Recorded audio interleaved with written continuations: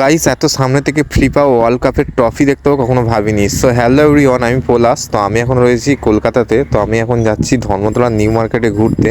তারপর guys auto থেকে নেমে এখন দমদম স্টেশনের দিকে যাচ্ছি হেঁটে হেঁটে। তো এখন দেখতে পাচ্ছ স্টেশনে এখানে কাজ চলছে। তারপর এসে দেখলাম যে প্রচুর ভিড় হয়ে গেছে, তাই একটু লাইনে দাঁড়িয়েছিলাম।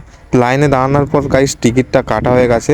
তারপর টিকিটটা মেশিনে ছুঁয়েই তারপর বাইরে বের হলাম। তারপর স্টেশনে এসে দেখি ট্রেন চলে এসেছে, তাই তাড়াহুড়ো করে উঠতে গেলাম, কিন্তু গাইস দেখলাম যে ট্রেনটা ছেড়ে দিয়েছে, তাই কিছু আর করার নেই, দাঁড়িয়ে রয়েছি। কিছুক্ষণ দাঁড়ানোর পর গাইস দেখলাম যে আবার একটা ট্রেন চলে এসেছে, তাই তাড়াহুড়ো করে এই ট্রেনটার মধ্যে উঠে পড়লাম। আর এদিকে দেখতে পাচ্ছ কাকা এত ভিড় ঠেলে ঠেলে এসছে। তো আমি তারপর দাঁড়িয়ে রয়েছি, ঠান্ডা হাওয়া খাচ্ছি। তারপর স্টেশন থেকে নেমে এখন যাচ্ছি ধর্মতলা নিউ মার্কেটের দিকে। ফাইনালি গাইস ধর্মতলা নিউ মার্কেটে নিয়ে পড়লাম। তো এখন মার্কেটটা ঘুরবো। আর এদিকে দেখতে পাচ্ছ প্রচুর সুন্দর সুন্দর জামা প্যান্ট বিক্রি হচ্ছে, তাই দেখছিলাম যে কোনটা নেবো। তো এদিকে দেখতে পাচ্ছ পুতুলগুলো খুব সুন্দর বিক্রি হচ্ছে। আর কাকা দেখতে পাচ্ছ এত সুন্দর একটা খেলনা বিক্রি করছে, ইউনিক। তো আমি এখানে দাঁড়িয়ে দাঁড়িয়ে দেখছিলাম। তারপরে গাইস গরম হচ্ছিল, তাই দাঁড়িয়েছিলাম। তো মাথায় একটা আইডিয়া এলো যে একটু শপিং মলে ঘুরে আসি, ঠান্ডা হাওয়া খেয়ে আসি।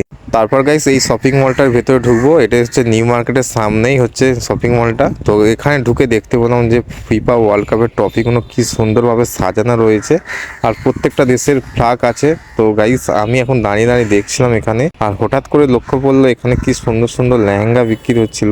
আর এই শপিং মলটা পুরোটাই 5 তলা। আর এখানে এবছর ফুটবল বিশ্বকাপের জন্য প্রত্যেকটা দেশের ফ্ল্যাগ লাগানো রয়েছে। আর এখানে এসে গেঞ্জির দাম দেখছিলাম। তো গেঞ্জির দাম শুনে আমার মাথা খারাপ হয়ে গেছে। গেঞ্জির দাম হচ্ছে 1800 টাকা। তো আমার পক্ষে নেওয়া সম্ভব নয়। তারপরে গাইস বাইরের দিকে বেরিয়ে যাচ্ছি, আর এখানে এসে একটা ডলের দিকে লক্ষ্য পড়লো, এত সুন্দর কিউট হাসি যে আমি মনে হচ্ছে যেন প্রেমে পড়ে যাবো।